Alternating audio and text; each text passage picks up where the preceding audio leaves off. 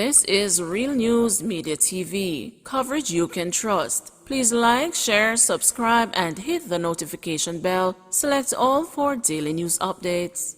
Good morning, my Real News Media TV family. Thank you so much for tuning in this morning, and I'm wishing for everyone a wonderful and a productive day. And in the news this morning for August 9, 2023, soldier held with more than $40,000.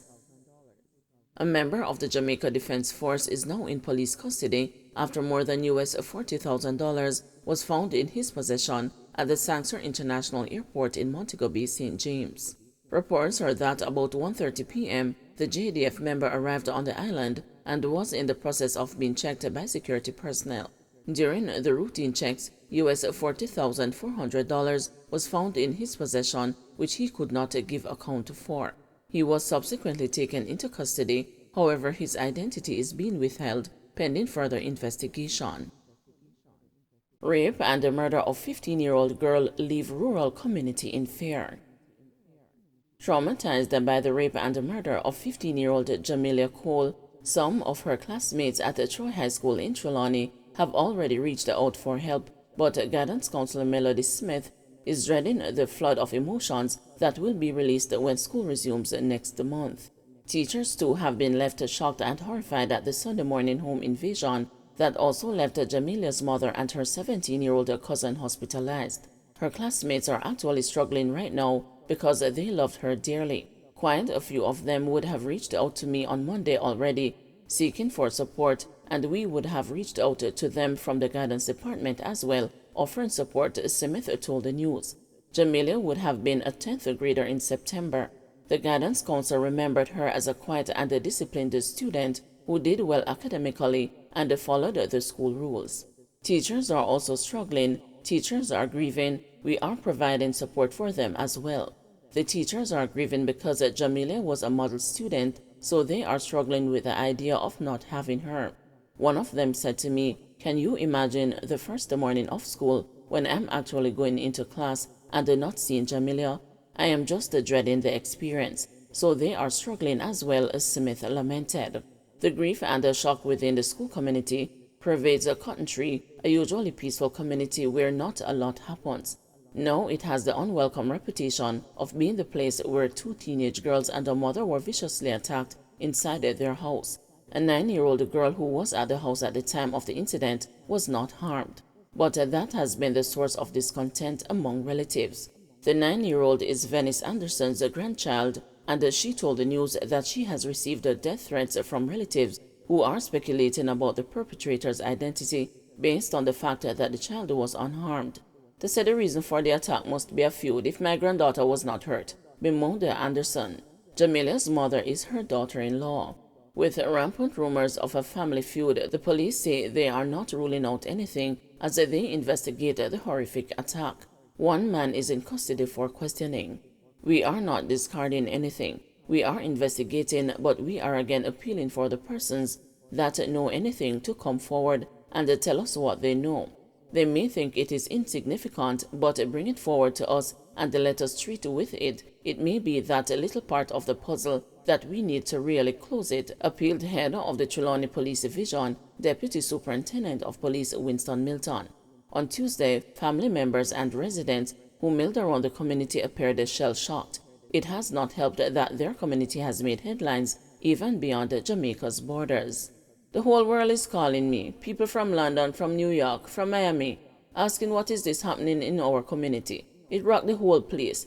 You must be an animal not to feel this one. This one touched me to the core. We have to crack this one," said renowned community businessman Kenneth Grant. For Carlene Campbell, who lives a short distance from the house where the attack occurred, "It has been a surreal experience. I've never seen something like this in real life. I only see it on the news. So when it comes into your backyard, it's scary," she said. According to the police, about 2:30 a.m. on Sunday, a 39-year-old woman, her 15-year-old daughter, and a 17-year-old niece were asleep at their home when hoodlums entered the house through a kitchen window. The culprits reportedly used the blunt instruments to beat the 3 females in their heads, and the 15-year-old was raped. The injured females were transported to Percy Junior Hospital in Spalding, Manchester, from where Cole was subsequently transferred to the Kingston Hospital, at which she eventually succumbed to her injuries on Monday while undergoing treatment.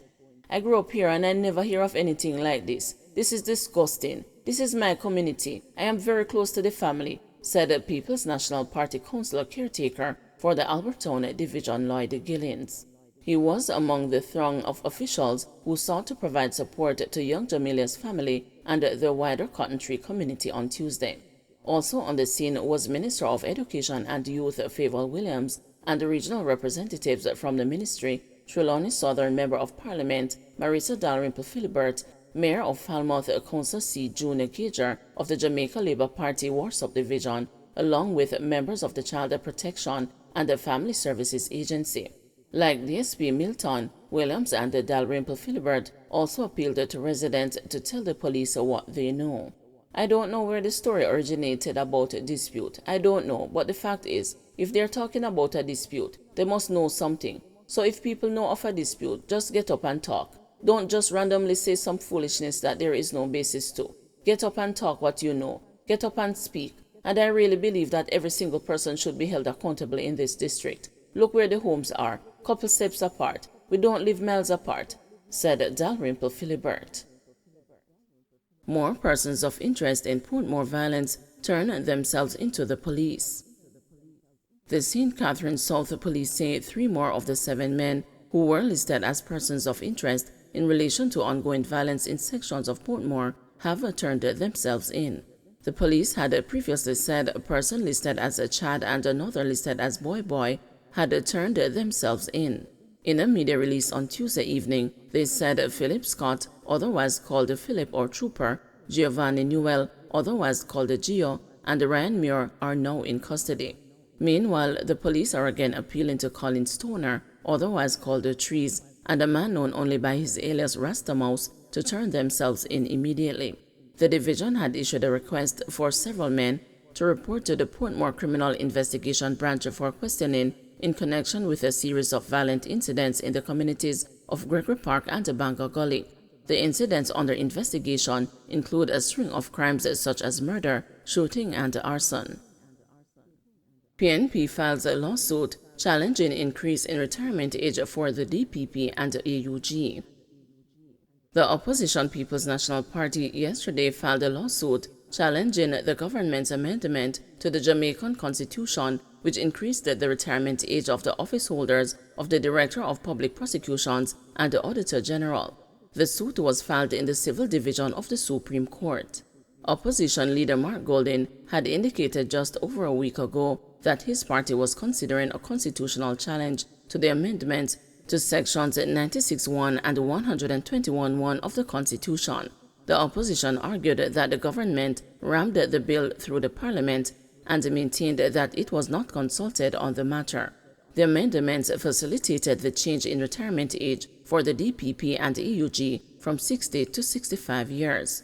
The bill, which was piloted by Justice Minister Delroy Chuck, was introduced, debated, and passed in the House of Representatives on the same day by the government. 3 days later, it was approved in the Senate. The amendment means that DPP Paul Llewellyn, whose time in office is set to come to an end next month, may continue in office for at least 2 more years. It would be the second extension for Llewellyn, who received a 3-year extension in 2020 when she turned 60. AUG Pamela Monroe Ellis, who could also benefit from the amendment, is in her early 50s. Don't forget to like, share, subscribe, and hit the notification bell. Select all for daily news updates.